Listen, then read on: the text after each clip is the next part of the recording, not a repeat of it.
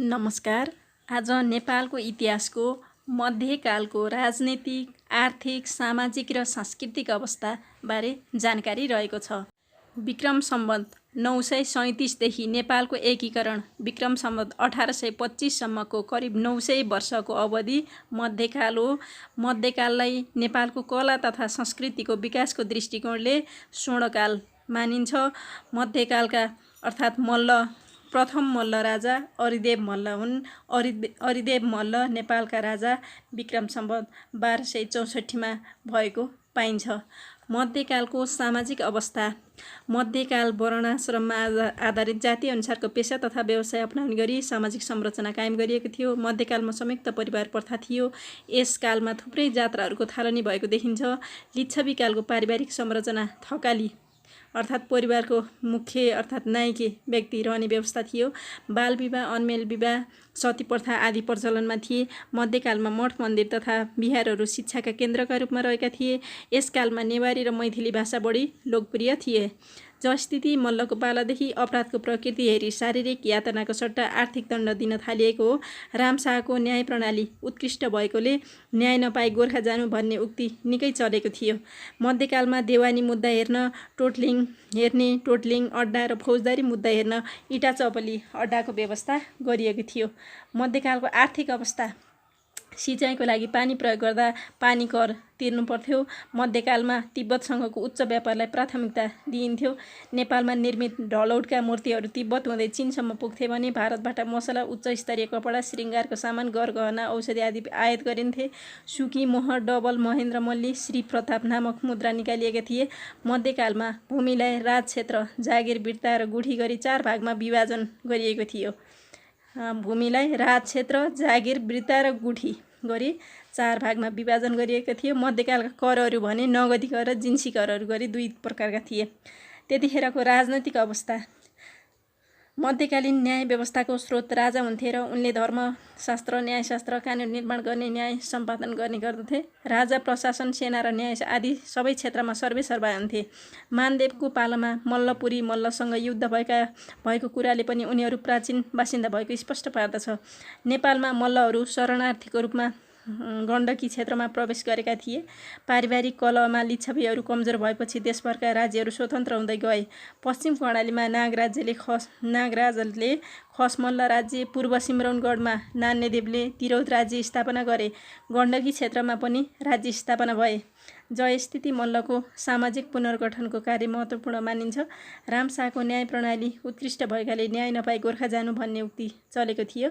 मल्ल राजाहरूले नेपालेश्वर, विद्यापारङ्गत, राजेन्द्र, कविन्द्र जस्ता उपाधिहरू लिएको देखिन्छ। यच्छे मल्लको शेषपछि उनका कति टुक्रामा विभाजित भएको देखिन्छ। 3 टुक्रा। यच्छे मल्लले काठमाडौँ उपत्यका विभाजन गर्दा कान्तिपुर रत्नमल्ललाई, पाटन रणमल्ललाई, भक्तपुर राय मल्ललाई र बनेपा छोरी अर्मावतीलाई दिएका थिए। अब विभिन्न वंशका प्रथम र अन्तिम राजाहरू। गोपाल वंशको प्रथम राजा भुक्तमान, कतै कतै धर्माकर पनि देखिन्छ। अन्तिम राजा यच्छेगुप्त थिए। राज्य भने माता तीर्थमा थियो भने शासन अवधि 8 जना राजाले 521 वर्षसम्म शासन गरेका थिए। आबिर वंश, यसलाई अहिर वंश पनि भनिन्छ। प्रथम राजा वर्षीमा थिए। अन्तिम राजा भुवनसिंह, यसको राजधानी शङ्खमूलमा रहेका थिए। अबिर वंशमा 3 जना राजाले 111 वर्षसम्म शासन सञ्चालन गरेका थिए। किराँत वंश, यसको प्रथम राजा एलम्बर अर्थात् एलुङ थिए। अन्तिम राजा गस्ती थिए। 32 जना राजाले 800 वर्षसम्म शासन गरेका थिए। यो कर्क प्याट्रिकका अनुसार भनिएको छ यसलाई। सोमवंशीका प्रथम राजा निमिष र अन्तिम राजा भास्कर वर्मा, यिनीहरूको राजधानी पनि गोदावरीमा रहेको थियो। लिच्छवी वंशका प्रथम राजा जयदेव प्रथम, अन्तिम राजा जयकामदेव।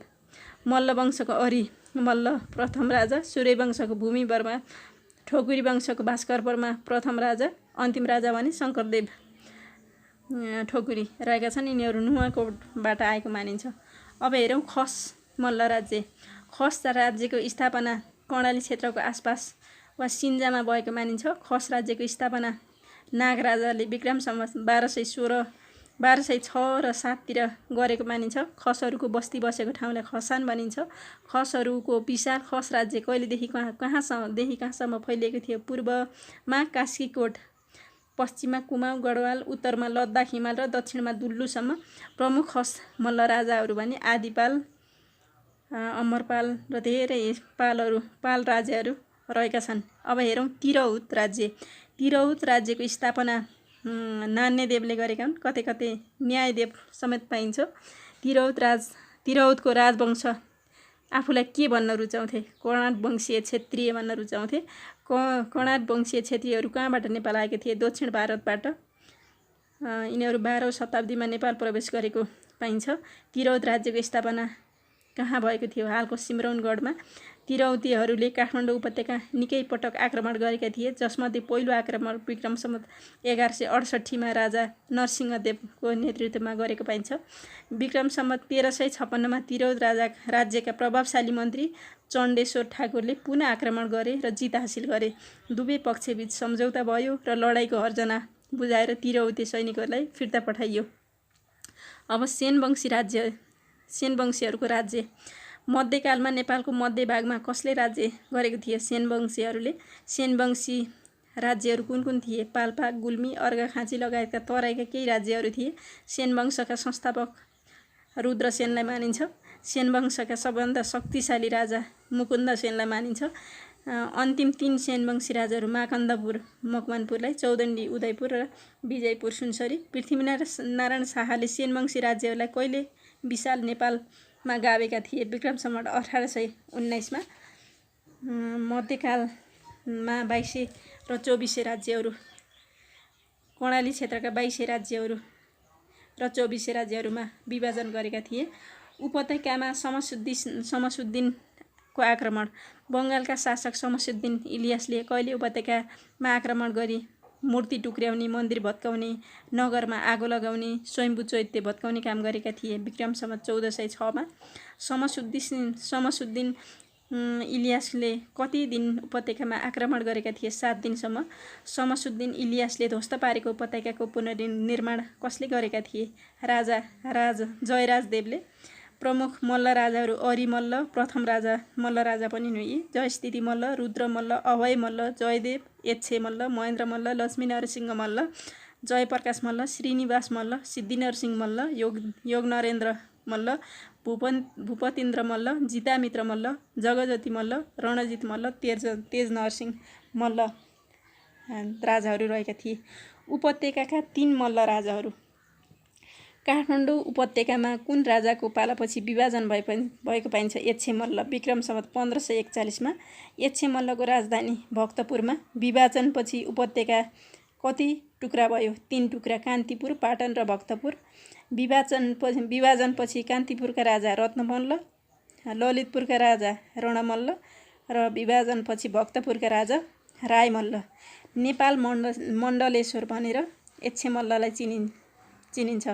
उपत्यका विभाजनपछि कान्तिपुरका प्रमुख मल्ल राजाहरू रत्नमल्ल, महेन्द्र मल्ल, सदाशिव मल्ल, शिवसिंह मल्ल, लक्ष्मीनरसिंह मल्ल, प्रताप मल्ल, नृपेन्द्र मल्ल, पार्थिवेन्द्र मल्ल, भूपालेन्द्र मल्ल, भास्कर मल्ल, जगजय र जयप्रकाश मल्ल, जयस्थिति मल्ल रहेका थिए। जयस्थिति मल्लले जग्गालाई कति भागमा बाँडेका थिए? 4 भाग, अब्बल, द्वयम, सिम र चाहार। नेपाललाई 4 वर्ण 36 जात कायम गर्ने राजा जयस्थिति मल्ल हुन्। पशुपति मन्दिर छेउ लवकुशको मन्दिर स्थापना गर्ने जयस्थिति मल्ल। जग्गा धनीलाई तलसिंह र कमैनीलाई मै भन्ने चलन चलाएका थिए यिनले। ललितपुरको कुम्बेश्वर मन्दिरको स्थापना जयस्थिति मल्लले गरेका थिए। यिनको पालामा विक्रम सम्वत 1437 बनाइएको संहितालाई मानव न्यायशास्त्र पनि भनिन्छ। अब हेरौँ प्रताप मल्ल। प्रताप मल्ल कति भाषाका ज्ञाता थिए? 15 भाषाका। ग्रोवर नामक पादरले प्रताप मल्ललाई दूरबीन उपहार दिएका थिए। कुचबिहारबाट डोला झिकाई विवाह गर्ने राजा प्रताप मल्ल। प्रताप मल्लले रानीपोखरी, पुरानो नाम यसको विष्णुतीर्थ पनि हो, यसको निर्माण विक्रम सम्वत 1727 गरेका थिए। हनुमान ढोकाको निर्माण विक्रम सम्वत 1707 प्रताप मल्लले निर्माण गरेका थिए। सेतो मच्छिन्द्रनाथको रथयात्राको परम्परा प्रताप मल्लले चलाएका थिए। दक्षिणकालीको मन्दिर प्रताप मल्लले स्थापना गरेका थिए। प्रताप मल्लले नागार्जुनबाट के को मूर्तिलाई हनुमान ढोकामा राख्न लगाएका थिए? कालभैरवको मूर्ति लिएर। बुढा नीलकण्ठले कसलाई श्राप दिएपछि राजाहरू बुढा नीलकण्ठको पूजा र दर्शन गर्न नजाने परम्पराको थालनी भएको? प्रताप मल्ललाई हनुमान ढोकामा 15 भाषामा लेखिएको शिलालेख कसको पालाको? प्रताप मल्लको। आफ्नो नामको अगाडि कविन्द्र लेख्ने राजा प्रताप मल्ल हुन्। प्रताप मल्लको मृत्यु विक्रम सम्वत 1731 हरिसिद्धिको नाच हेर्दा हेर्दै भएको मानिन्छ। अब काष्ठमण्डप। एउटै रुखबाट काष्ठमण्डपको निर्माण कसले गरेका हुन्? विशेत नामक व्यक्तिले। काष्ठमण्डपको निर्माण के को काठबाट भएको? साल अर्थात् अग्राग। काष्ठमण्डपलाई अर्को के नामले चिनिन्छ? मरुसत्तल। काठमाडौँको नामकरण पछि सोही मन्दिरको नामबाट राखिएको मानिन्छ। त्यही काष्ठमण्डप मन्दिरको नामबाट काठमाडौँको नाम रहेको मानिन्छ। अब हेरौँ जयप्रकाश मल्ल। कुमारीको रथ तान्ने चलन चलाए। बालाजुमा 21 धाराको निर्माण गराउने राजा। घोडेजात्राको चलन चलाएको ठानिन्छ।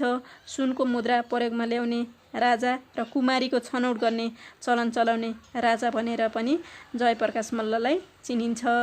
मल्लकालका अभागी राजा भनेर जयप्रकाश मल्ललाई चिनिन्छ। जयप्रकाश मल्लका भाइ राज्यप्रकाशसँग खटपट हुँदा राज्यप्रकाश पाटनका राजासँग मिल्ने, कान्तिपुरका निकै कमजोर रूपमा देखियो, मिले र कान्तिपुर निकै कमजोर देखियो। अन्त्यमा उनी नै मल्लकालीन कान्तिपुरका अन्तिम राजा बन्न पुगे। जयप्रकाश मल्ल नै। जावा मुद्रा। विश्वको सबैभन्दा सानो गिनिज बुकमै दर्ता भएको मुद्रा निकाल्ने राजा पनि जयप्रकाश मल्ल हुन्। जयप्रकाश मल्लले निकालेको विश्वकै सानो मुद्रा, यसको नाम जावा राखियो। यसको तौल 0.4 ग्राम थियो। यसको स्थापना भने नेपाल सम्वत 873 भएको पाइन्छ। पाटनका प्रमुख मल्ल राजाहरू रणमल्ल, रायमल्ल, हरिहरसिंह मल्ल, सिद्धिनरसिंह मल्ल, श्रीनिवास मल्ल, योगनरेन्द्र मल्ल, जयरुद्र मल्ल, इन्द्र मल्ल, विष्णु मल्ल, राज्यप्रकाश मल्ल, विश्वजित मल्ल र तेजनरसिंह मल्ल। सिद्धिनरसिंह मल्ल। सिद्धिनरसिंह मल्लका मातापिताको नाम लालमती र हरिहरसिंह मल्ल। सिद्धिनरसिंह मल्लले राज्य त्याग गरी कसलाई दिएका थिए? छोरा श्रीनिवासलाई। गर्मीमा पञ्चाङ्गी ताप्ने, जाडोमा चिसो ढुङ्गामा बस्ने राजा सिद्धिनरसिंह मल्ल। नेपालको इतिहासमा राजर्षि हुने पहिलो व्यक्ति सिद्धिनरसिंह मल्ल। पाटनको 21 गजुर मन्दिर स्थापना गराएका थिए यिनले। सिद्धिनरसिंह मल्लले गोर्खासँग पहिलो व्यापारिक सन्धि कायम गरेका थिए। कार्तिक नाचको चलन पनि सिद्धिनरसिंह मल्लले चलाएका थिए। योगनरेन्द्र मल्ल। ज्योतिषहरूलाई बस्न मणिमण्डप बनाउने राजा योगनरेन्द्र मल्ल। योगनरेन्द्र मल्ल किन राजका छोडी जागु गई बसे? पुत्र शोकले। सिद्धिनरसिंह बालकमै मृत्यु भएको कारणले। योगनरेन्द्र मल्लको मृत्यु हुँदा कतिजना रानीहरू सती गएका थिए? 31 जना। चागु जानुअघि योगनरेन्द्र मल्लले के भनेको थिए? जबसम्म मेरो शालिगबाट चरो उड्दैन मलाई जीवितै सम्झनु भनेर गएका थिए। पाटनका 6 प्रधानहरू। विक्रम सम्वत 1762 देखि 1802 को बीचमा राजाहरू नाबालक भएको कारणले लामो समयसम्म शासन गर्न नसकेकाले प्रधानहरूको हालिमुहाली सुरु भएको पाइन्छ। पाटनका राजा योगनरेन्द्र मल्लको मृत्यु पश्चात प्रधानहरू शक्तिशाली भएका हुन्। उनीहरूले जसलाई चाह्यो राजा बनाउन सक्थे। सुरुमा उनीहरूले कान्तिपुरका राजा जयप्रकाश मल्लका भाइ राज्यप्रकाश मल्ललाई र त्यसपछि विश्वजित मल्ल, जयप्रकाश मल्ल, दलमर्दन शाह आदिलाई उनीहरूले पाटनका राजा बनाएका थिए। भक्तपुरका प्रमुख मल्ल राजाहरू राय, भुवन, प्राण, विश्व, तैलुके, नरेश, जयप्रकाश, जितामित्र र भूपतिन्द्र थिए। रणजित मल्लले शरणको मरण गर्नु हुँदैन भन्ने उक्ति चलाएका थिए। अब हेरौँ भूपतिन्द्र मल्ल। भूपतिन्द्र मल्लको जन्म विक्रम सम्वत 1731 कार्तिक 23 गते न्यातपोल मन्दिर निर्माण गराउन लगाएका थिए। भूपतिन्द्र मल्लले भक्तपुरको 49 चोक र सुनको ढोका भएको 55 झ्याले दरबार बनाएका थिए। भूपतिन्द्र मल्लले भक्तपुर दरबार अगाडिको शालिग बनाएका थिए र कवि चुडामणि सम्राट भनेर पनि भूपतिन्द्र मल्ललाई चिनिन्छ। तलेजु भवानीको मन्दिर। तलेजु भवानीको मूल मन्दिर काठमाडौँको हनुमान ढोका दरबार परिसरमा रहेको छ। तुलजा भवानीलाई कहाँबाट ल्याइएको हो? तराईको डोय राज्यबाट। नेपालमा तुलजा भवानीलाई प्रवेश गराउने सिमरौनगढका कर्नाट बक्सी राजा हरिहरसिंह देव मल्ल र नेवार समुदायको इष्टदेवी तलेजु अर्थात् तुलजा भवानी तलेजु मन्दिर बनाउने राजा महेन्द्र मल्ल। 3 तले तलेजु मन्दिर कति अग्लो छ? 102 फिट। अब मल्लकालका मुद्राहरू। प्रताप मल्लले निष्कासन गरेको सानो मुद्राको नाम दाम। मुद्रामा रानीको नाम लेख्ने प्रथम मल्ल राजा प्रताप मल्ल। सबभन्दा सानो मुद्रा निष्कासन गर्ने जयप्रकाश मल्ल। उपत्यका बाहिरबाट सबैभन्दा पहिले कहाँ मुद्रा निष्कासन गरिएको थियो? दोलखा जिल्लामा। दोलखामा मुद्रा निष्कासन गर्ने राजा जय इन्द्रसिंह देव थिए। मल्लकालमा सबैभन्दा बढी मुद्रा निष्कासन गर्ने राज्य कान्तिपुर। नेपाली मुद्रा भोटमा चलाउने राजा महेन्द्र मल्ल। अब हेरौँ पशुपति सम्बन्धी जानकारी। पशुपतिनाथको मन्दिर बनाउने प्रचण्डदेव। पशुपतिमा देवलहरू बनाउने सुपुष्प। पशुपतिनाथलाई स्वर्णमय बनाउने भास्कर वर्मा। पशुपतिनाथको हालको मूर्ति बनाउने जयसिंह देव। पशुपतिमा महास्नान गर्ने चलन चलाउने अभय मल्ल।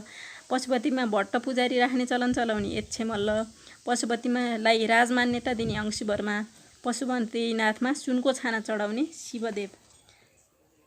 अब मध्यकाल सम्बन्धी अरू जानकारी हेरौँ। नेपालमा नायबी शासन चलाउने प्रथम महिला रानी देवलदेवी। यिनलाई रुद्र मल्लकी रानी हुन् यिनी। यो राज्यमा कसैको विवेक नरोस् भनेर श्राप दिने काजी भीम मल्लकी रानी सतीदेवी जाँदा। भक्तपुरको बिस्केट जात्राको चलन चलाउने जगजती मल्ल। कीर्तिपुर स्थित बाघ भैरवको मन्दिर स्थापना गर्ने शिवदेव तृतीय। 99 चोकको दरबार भन्नाले भक्तपुरको दरबारलाई चिनिन्छ। दत्तात्रेय मन्दिरको निर्माण यक्षे मल्लले गर्न लगाएका थिए। महेन्द्र मल्लले चलाएको मुद्राको नाम महेन्द्र मल्ली। आफ्नो नामको अगाडि सुमति लेखाउने राजा जितामित्र मल्ल। मल्लकालीन इतिहासमा बौला राजा भनेर लक्ष्मीनरसिंह मल्ललाई चिनिन्छ। सिमसिमे राजा भनेर सदासिंह मल्ललाई चिनिन्छ। विभिन्न चलन चलाउने व्यक्तिहरू हेरौँ है त। अब अष्टमातृका नाच श्रीनिवास मल्लले चलाएका थिए। इन्द्र जात्रामा कुमारीको रथ घुमाउने र घोडे जात्रा जयप्रकाश मल्लले। कार्यालय समय 10 देखि 5 बनाउने देव शमशेर। कुमारी बनाई पूजा गर्ने लाहे जात्रा चलाउने गुणकामदेव। गाई जात्रा, चारकुने मुद्रा, सेतो मच्छिन्द्रनाथको रथयात्रा प्रताप मल्ल। कतै कतै जयप्रकाश मल्ल पनि भेटिएको पाइन्छ। गोदावरीमा 12 वर्षे मेला चलाउने निमेष। गुप्त सम्वत चलाउने अंशु वर्मा। चाँद तोडा र बोग्गी चढ्ने चलन भीमसेन थापाले चलाएका। चाँदीको मोहर महेन्द्र मल्लीले। छालाको मुद्रा प्रचलनमा ल्याउने सिद्धि नरसिंह मल्ल। झ्यालमा ऐना राख्ने रणजित मल्ल। तामाको पैसा लुमडी नाच भद्रकाली नाच चलाउने रत्न मल्ल। धोबीको हातको पानी चलाउने लक्ष्मी नरसिंह मल्ल। नवदुर्गा नाच र महालक्ष्मी नाच चलाउने सुवर्ण मल्ल। नोटको प्रचलन यो परम्परागत रूपमा आएको मानिन्छ। 2002 असोज 1 मा राजा त्रिभुवन प्रधानमन्त्री जुद्ध शमशेरको पालामा। पेन्सन, कोड फी र लिफाफा खामको सुरुवात जुद्ध शमशेर। वज्रयोगिनी रथयात्रा अमर मल्ल। बालको सालनाल काट्ने अंशु वर्मा। बिर्ता दिने वीर शमशेर। बिस्केट जात्रा जगजती मल्ल। मानपाथीको चलन राम शाह। मुद्राको चलन र नाग र बासुकीको पूजा मानदेवले। रातो मच्छिन्द्रनाथको रथयात्रा चलाउने नरेन्द्रदेव। शनिबार बिदा दिने चलन भीमशमशेरले। सुनको असर्फी रणबहादुर शाहले। सुकीको प्रचलन चलाउने शिवदेव तृतीय थिए।